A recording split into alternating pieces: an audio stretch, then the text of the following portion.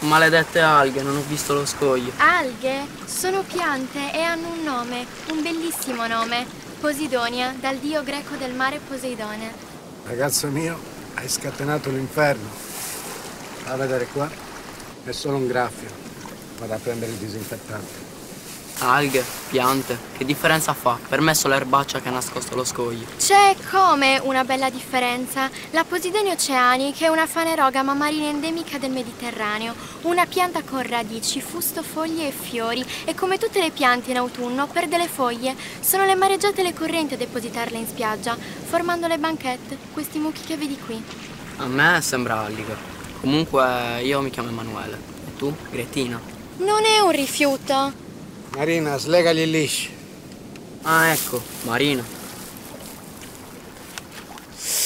Ah, fa male. Cioè, è per la tavola. Fa male che si sia rotta. Ma no, sono solo graffi. Era la mia preferita, non potrò usarla per la gara. Ha bevuto solo un po' d'acqua salata.